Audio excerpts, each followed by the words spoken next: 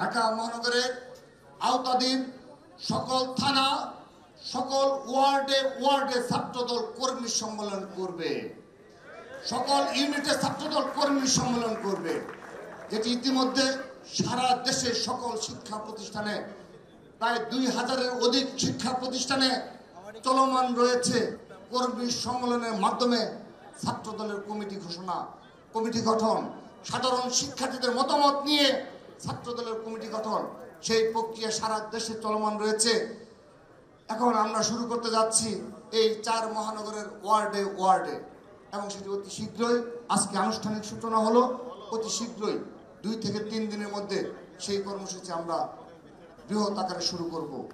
কিন্তু এ ধরনের সাধারণ শিক্ষার্থীদের মতামত নিয়ে ছাত্রদলের কমিটি গঠন একটি ষড়যন্ত্রকারী মহল কোনোভাবে ভালোভাবে তারা নিচ্ছে না। তারা তাদের ষড়যন্ত্র অব্যাহত রেখেছে এবং তারা সোশ্যাল মিডিয়ায় সহ বিভিন্নভাবে ছাত্রদলের ইমেজ ক্ষুণ্ণ করার জন্যে তারা সোশ্যাল মিডিয়ায় নিয়োজিত রয়েছে এবং তারা ইস্যু খুঁজে বের করছে।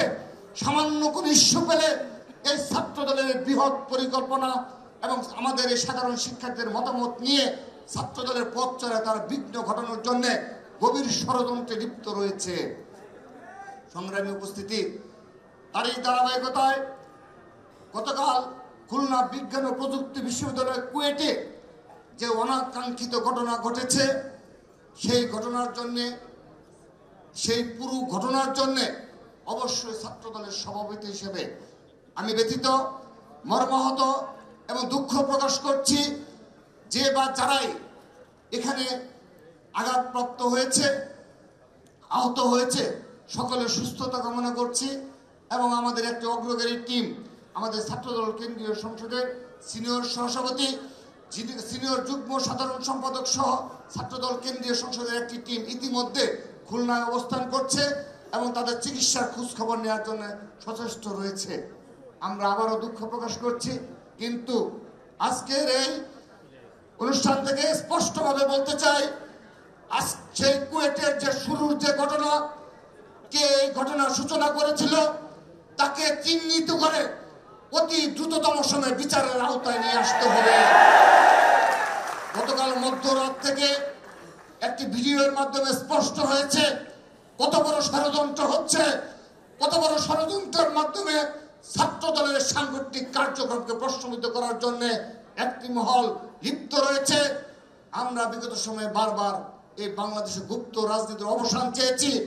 ঢাকা বিশ্ববিদ্যালয়ে প্রশাসনের সাথে যতবার ছাত্রদলের মিটিং হয়েছে, ততবারই ছাত্রদল গুপ্ত রাজনীতির বিরুদ্ধে বারবার অবস্থান ব্যক্ত করেছে। আমরা বারবার আমাদের সকল সমাবেশে, সকল মাধ্যমে, আমরা সোশ্যাল মিডিয়াতেও আমরা বারবার এই গুপ্ত রাজনীতির অবসান চেয়েছি। বাংলাদেশে কোনো আন্ডারগ্রাউন্ড ছাত্র রাজনীতি থাকা চলবে না, আমরা এটি বারবার নিশ্চিত করেছি, দাবি করেছি। কিন্তু যারা আন্ডারগ্রাউন্ডে বেড়ে ওঠা, যাদের রাজনীতি হলো আন্ডারগ্রাউন্ড এবং গোপনে এবং ষড়যন্ত্রমূলক রাজনীতি, তারা আন্ডারগ্রাউন্ড রাজনীতি থেকে এখনো বের হতে পারছে না।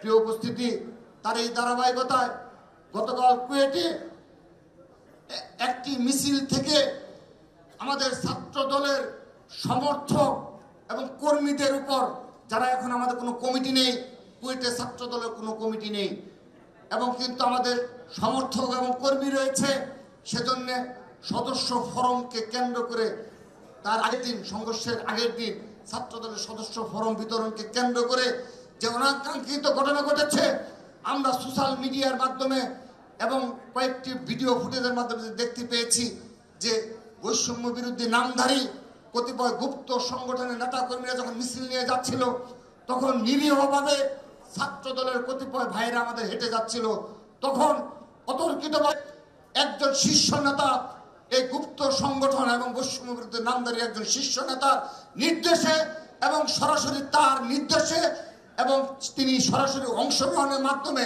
আমাদের ছাত্রদলের ভাইদের উপর আক্রমণ চালানো হয়েছিল। আমরা সেখানে সিসি ক্যামেরা রয়েছে, আমরা সবগুলো সিসি ক্যামেরা ফুটেজ বিশ্লেষণের মাধ্যমে পুঙ্খানুপুঙ্খ তদন্তের দাবি করছি। যে বা যারাই জড়িত থাকুক তাদেরকে বিচারের আওতায় নিয়ে আসতে হবে। এই দেশে আর মব কালচার থাকা চলবে না। যখন ইচ্ছে হবে আক্রমণ করা হবে, সেই কালচার আমরা আর মানব না।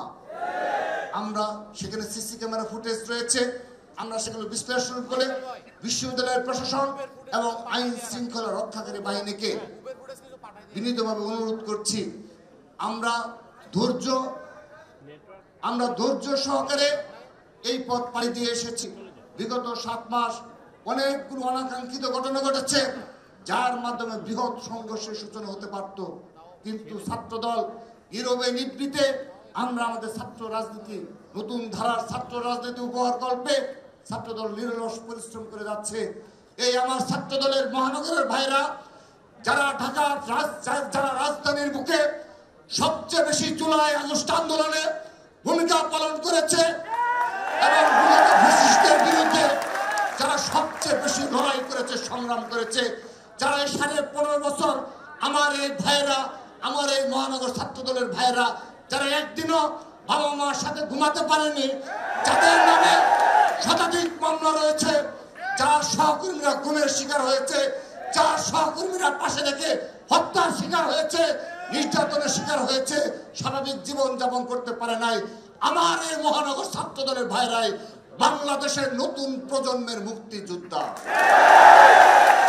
এবং এই মহানগর ছাত্রদলের অবদানকে অস্বীকার করে এই জুলাই আগস্ট আন্দোলনের কোন ইতিহাস লেখা চলবে না। যদি কেউ লেখার চেষ্টা করে, আমি তাদেরকে অনুরোধ জানাচ্ছি, আপনারা 15.5 বছর এ ধরনের সুযোগ্য নেতৃত্বের জন্ম দিয়ে তারপর তাদের সম্মুখীন হওয়ার চেষ্টা করবেন।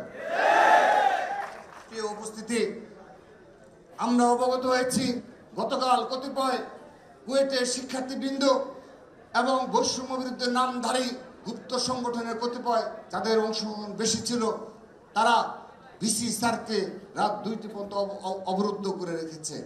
অর্থাৎ আমরা লক্ষ্য করছি যে কিছু কিছু ক্যাম্পাসে রাজনীতি থাকা চলবে না বলে কতিপয় গুপ্ত সংগঠনের নেতারা তাদের একক সংগঠনের আধিপত্য বিস্তারের জন্য সাধারণ শিক্ষার্থীদের বিভ্রান্ত করছে। আমরা এক্সাম্পল দিতে পারি, উদাহরণস্বরূপ বলতে পারি, এই তিতুমির কলেজে জুলাই আগস্ট আন্দোলনের পরবর্তীতে যে ছেলেটি সবচেয়ে বেশি পলিটিক্স থাকা চলবে না বলে আন্দোলন করেছে, অনশন করেছে এবং শিক্ষক বরাবর বারবার স্মারকলিপি দিয়েছে, পরবর্তীতে দেখা গেল এই কিছুদিন আগে ছাত্র শিবিরের যে কমিটি দেওয়া হয়েছে সেখানে তাকে সাধারণ সম্পাদক হিসেবে ঘোষণা করা হয়েছে। আমরা দেখেছি ঢাকা বিশ্ববিদ্যালয়ে যে ছেলেটি সবচেয়ে বেশি ক্যাম্পাসে ছাত্র রাজনীতি থাকা চলবে না বলে রাজু ভাস্কর যে আন্দোলনের ডাক দেয়, বিনা কারণে রাত 10টার পরে, রাত 11টার পরে বিনা কারণে সোশ্যাল মিডিয়ায় স্ট্যাটাস দিয়ে জেনারেল স্টুডেন্টদের বিভ্রান্ত করার মাধ্যমে তার নিজ আন্ডারগ্রাউন্ড সংগঠনের নেতাকর্মীদের রাজনীতি অবস্থান নেয়, পরবর্তীতে দেখা গেল ছাত্র শিবিরের কমিটিতে তাকে গুরুত্বপূর্ণ পদে রাখা হয়েছে। আমরা এগুলো বোঝার সক্ষমতা আমাদের রয়েছে। বাংলাদেশের ছাত্র সমাজকে বোকা ভেবে যারা বারবার ধোঁকা দেওয়ার চেষ্টা করে, আমি বিশ্বাস করি ঢাকা বিশ্ববিদ্যালয়ের সহ সবচেয়ে মেধাবীরা এই গুপ্ত সংগঠনের এই অপকর্ম সম্পর্কে তারা সজাগ রয়েছে। সে কারণে তাদের এই ধরনের ষড়যন্ত্র কর্মকাণ্ড সাধারণ শিক্ষার্থীদের কাছে গ্রহণযোগ্যতা পায়নি। সেজন্য শুরুতে যেভাবে 0% কন্ট্রিবিউশন 100% সেলিব্রেশন নামে জেনারেল স্টুডেন্টদেরকে বিভ্রান্ত করতে চেয়েছিল, কিন্তু আগস্টের পরপরই যখন দেখা গেল শহীদ ওয়াসিম সহ শতাধিক ছাত্র দলের নেতা কর্মী এই জুলাই আগস্ট আন্দোলন হত্যার শিকার হয়েছে, তখন এই ষড়যন্ত্রকারীরা, তখন এই আন্ডারগ্রাউন্ডের ষড়যন্ত্রকারীরা আবারও তারা গুপ্ত অবস্থায় তারা সাধারণ শিক্ষার্থীদের নিকট পাশে মিলেমিশে আবারও নতুনভাবে এতদিন পরে এসে 7 মাস পরে এসে আবারও নতুন নতুন ষড়যন্ত্রে লিপ্ত রয়েছে।